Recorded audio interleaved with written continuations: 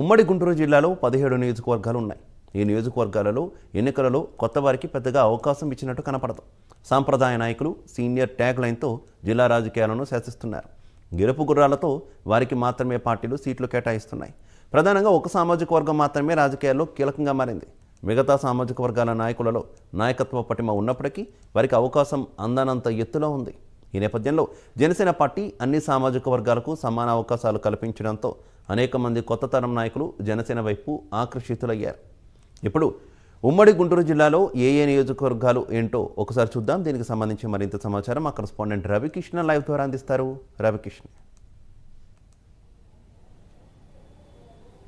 శివ, ఏదైతే జనసేన పార్టీకి సంబంధించినటువంటి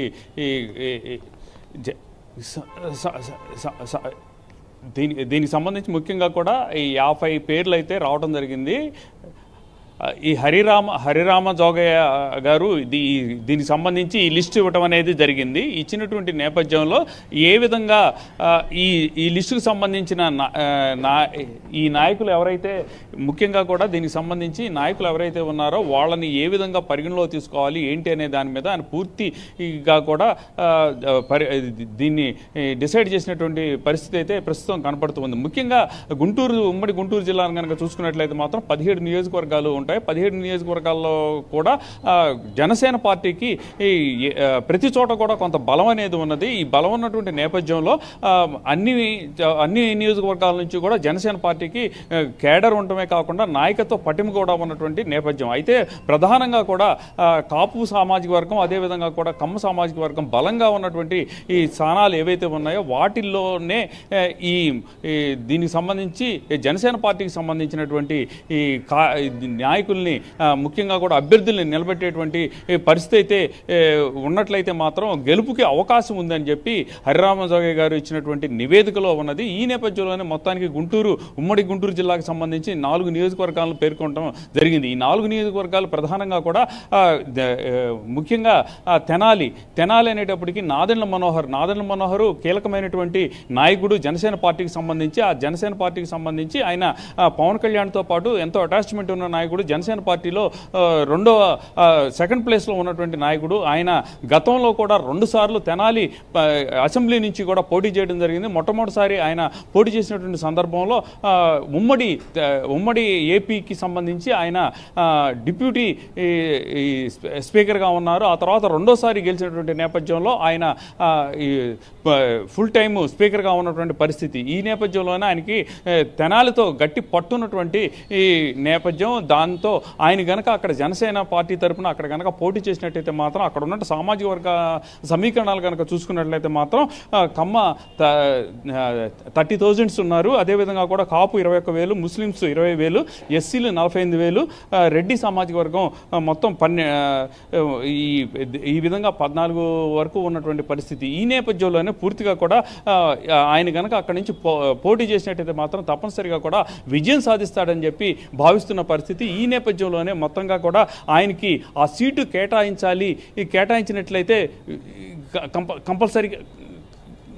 కంపల్సరీగా కూడా ఆయన విజయం సాధిస్తారు అని చెప్పి దీనికి సంబంధించి ఏదైతే వీళ్ళు ఇచ్చిన లిస్ట్ ఉందో ఆ లిస్టులో పేర్కొనడం జరిగింది. అదేవిధంగా కూడా గుంటూరుకి సంబంధించి గుంటూరు వెస్ట్ ఉన్నది. గుంటూరు వెస్ట్కి సంబంధించి ఇక్కడ మొత్తంగా కూడా ఈ కాపు సామాజిక వర్గము అదేవిధంగా కూడా కమ్మ సామాజిక వర్గము బీసీలు మైనారిటీలు ఎక్కువగా ఉంటున్నటువంటి నేపథ్యం. ఇక్కడ బీసీకి సంబంధించినటువంటి వ్యక్తి ఎవరైతే ఉన్నారో బీసీ సంబంధించినటువంటి ఈ అభ్యర్థిని కనుక ఇక్కడ నిలబెట్టినట్టయితే మాత్రం కంపల్సరీగా కూడా విజయం సాధించేటువంటి అవకాశం ఉంది.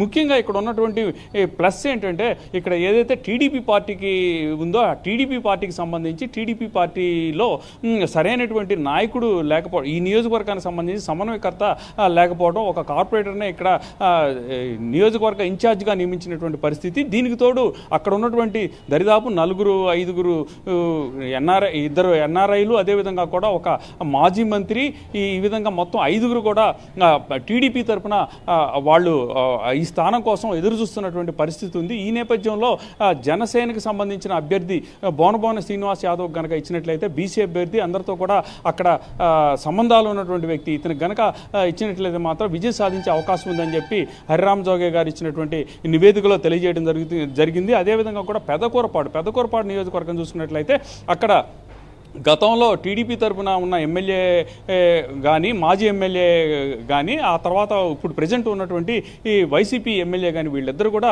రియల్ ఎస్టేట్ వ్యాపారులు కానీ చెప్తూ ఉంటారు, పాలిటీషియన్స్ అయితే కాదు. ఇటువంటి నేపథ్యంలో ఇక్కడ కొంత స్పేస్ అనేది ఉన్నది. ఈ స్పేస్ ఉన్నటువంటి నేపథ్యంలో ఇక్కడ కూడా కమ్మ సామాజిక వర్గానికి సంబంధించిన ఓట్ బ్యాంకు అధికంగా ఉంది. అదేవిధంగా కూడా కాపులు ఉన్నారు, ముస్లిమ్స్ ఉన్నారు. ఇటువంటి నేపథ్యంలో ఇక్కడ ఒక జనసేన పార్టీకి మంచి ఈ పట్టు ఉన్నటువంటి ప్రాంతంగా కూడా చెబుతున్నటువంటి నేపథ్యం. ఇక్కడ నుంచి కనుక పోటీ చేసినట్టయితే జనసేనకు సంబంధించిన అభ్యర్థి ముఖ్యంగా కూడా బొర్రా వెంకటప్పారావుని తెర మీదకు తెచ్చినటువంటి పని ఇచ్చినట్లయితే మాత్రం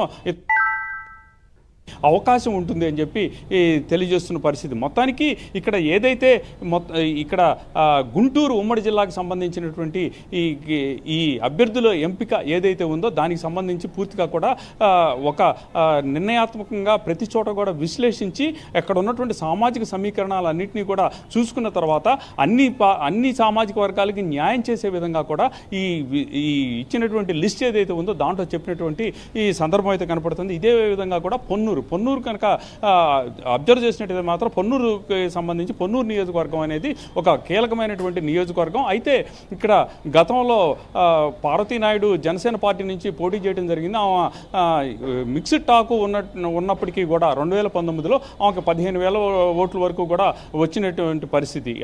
ఆమెకి కనుక ఇక్కడ ఇచ్చినట్లయితే కొంతవరకు విజయం సాధించే అవకాశం ఉందని చెప్తున్నారు. కానీ ఇక్కడ కనుక అబ్జర్వ్ చేసినట్టయితే మాత్రం పూర్తి స్థాయిలో కూడా బలమైనటువంటి టీడీపీకి సంబంధించినటువంటి నాయకుడు ఉన్నటువంటి ఈ నేపథ్యం. అటువంటి సందర్భంలో ఇవ్వటం అనేది దీనికి సంబంధించి సీటు వ్యవహారం అనేది మాత్రం ఇంకోసారి వేచి చూడాల్సిన పరిస్థితి అయితే ఉంటుంది.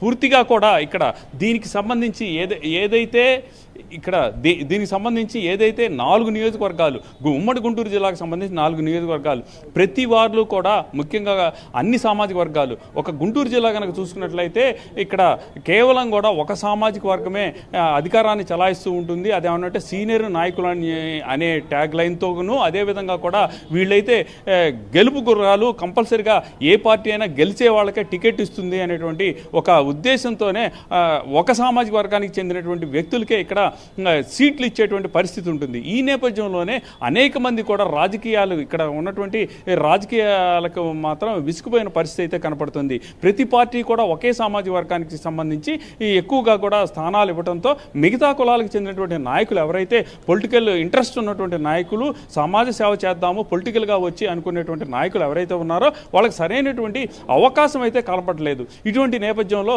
జనసేన పార్టీకి వచ్చినటువంటి నేపథ్యమే కులరహితంగా కూడా ఈ పొలిటికల్గా కూడా ఉండాలి అనే ఉద్దేశంతో పొలిటికల్గా అన్ని సామాజిక వర్గాలకి వాళ్ళ దామాషా ప్రకారం ఎంతమంది అయితే సమాజంలో వాళ్ళకి ఎంతమంది అయితే వాళ్ళకి ఒక సామాజిక వర్గానికి సంబంధించి ఎంతమంది అయితే జనగణనలో ఉన్నారో వాళ్ళకి సంబంధించి అదే దామాషా ప్రకారం వాళ్ళకు కూడా సీట్లు కేటాయించాలి. ప్రతి వారికి సమాన హక్కులు రావాలంటే కేవలం సంక్షేమ పథకాల ద్వారానే ఈ సామాజిక న్యాయం అనేది జరగదు. సామాజిక న్యాయం జరగాలంటే మాత్రం ప్రతి వారికి కూడా కంపల్సరీగా కూడా రాజకీయంగా వాళ్ళకి ఈ అవకాశం అనేది కల్పించాలి. రాజకీయంగా వాళ్ళకి అవకాశం కల్పించినప్పుడే ఈ విధంగా కూడా సమాజంలో అన్ని వర్గాలు కూడా అభివృద్ధి చెందేటువంటి అవకాశం ఉంటుంది అనే ఉద్దేశంతోనే ఇక్కడ ఈ జనసేన పార్టీని స్థాపించడం జరిగింది. ఈ స్థాపించిన నేపథ్యంలో ఇక్కడ ప్రతి ఒక్కరు కూడా ముఖ్యంగా కూడా జనసేన పార్టీ వైపే వెళుతున్నటువంటి పరిస్థితి అయితే కనపడుతుంది. ఈ నేపథ్యంలోనే మొత్తం 4 సీట్లు కేటాయింపులు అయితే ఇచ్చినట్లయితే బాగుంటుందని చెప్పి సూచనలు అయితే చేసిన పరిస్థితి సూచన చేశారు. దానికి అనుగుణంగానే ఇక్కడ ప్రజెంట్ అయితే మాత్రం ఈ 4 సీట్లు కేటాయింపు జరిగేటువంటి అవకాశం ఉంటుంది. ఈ 4 సీట్లు కనుక కేటాయించినట్లయితే ఈ నియోజకవర్గాల్లో కేటాయించినట్లయితే మాత్రం జనసేన పార్టీకి మాత్రం గెలిచే అవకాశం మాత్రం 100% ఉందని చెప్పవచ్చు. Okay Ravikrishna, thank you.